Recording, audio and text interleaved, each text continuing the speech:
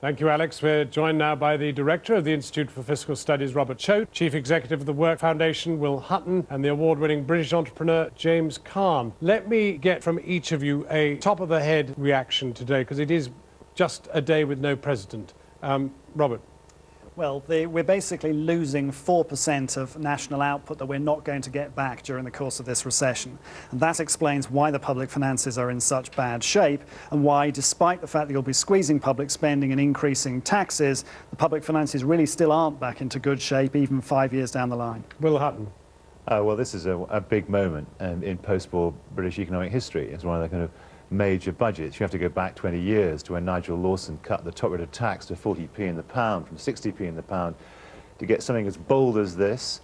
And for my money, kind of rising to the seriousness of the occasion. I mean, sure, there are risks, and I think he could have done more to mitigate the risks, particularly in the banking sector. But this is pretty good, and I think it'll put a floor under the economy. James Caan, you have to do business in it. I do, and I think this is a very positive position for government. I think I've interpreted this as a leadership decision. They're not following, they're leading. I think this is bold, I think this is aggressive.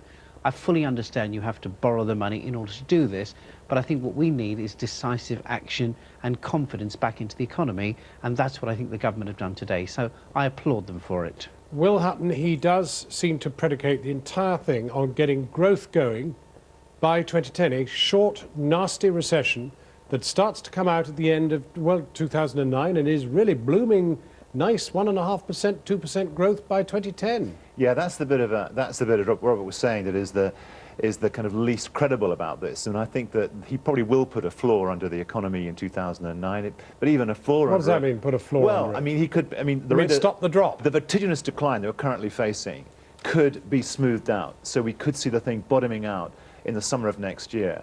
That's the best case. But there's a worst case that actually it just carries on falling through the second half of 2009 and only very gradually recovers in 2010, if at all.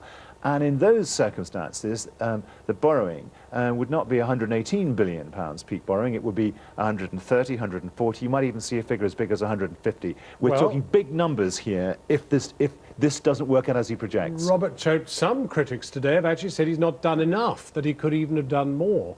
That might suggest there's still some stuff in the locker if Will Hutton's worst expectations come true.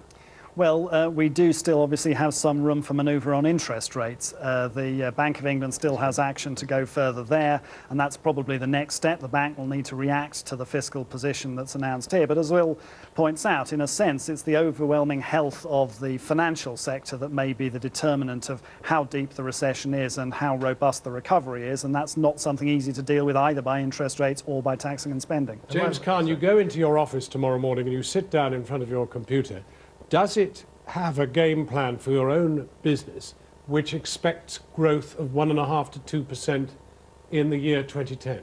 Absolutely not. I mean, that projection sounds like one of those projections you get on Dragon's Den, where somebody just started a business, has got no revenue, and is projecting pure hypothetical growth. So, no, I agree with Will. I think that's a very ambitious, unsubstantiated projection. But at the end of the day, remember, sometimes we have to talk up the economy and show a little bit of confidence and get people back to back spending, and I think that's what this government is trying to do. OK, but on the other hand, paying for this with the 5 billion tax take that he's hoping to get from the rich, national insurance and the rest of it, goes nowhere towards paying it off. Well, over and above that, there's £5 billion of savings meant to be kicking in every year from 2010, and if those don't come through, then actually there's little or no improvement in the structural deficit. So you need those savings on top of the tax increases. For my bet is that in his back pocket he knows that actually he can put VAT back up to 17.5% to get the money he needs if things don't work out. Doesn't need to say it at the moment. But I just want to say this. Well, let me just get Robert on that, and then I'm going to come back to you. Yes?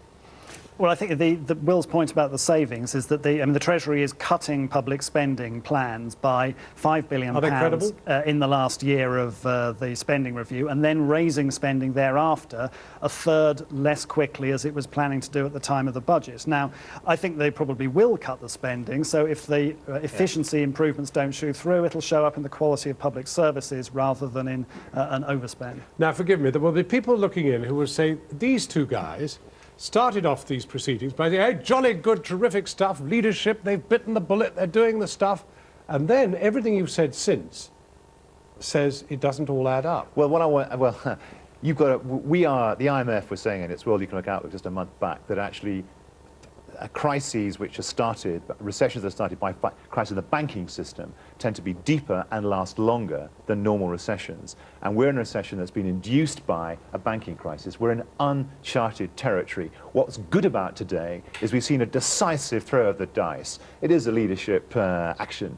And he's thrown the dice and kind of given all the risks, kind of the cleverest and smartest way he could have done. But that doesn't mean there aren't great risks out there. We've been asked to talk about risks. I mean, I would have done more on the banking system than he's done. But frankly, I think the VAT cut will work better than most people are anticipating. Will it? I think it will, absolutely, yes, because I think it's the right step for business, you know, because it will put some, you know, I think it's 11 billion back into the economy. Now, that's not a huge taking everything into consideration, but I do think we have to understand that when they made their original budgets, they did not anticipate the depth of this recession and the depth of this crisis. So I don't blame them, because some of the issues that they're coming up with, you know.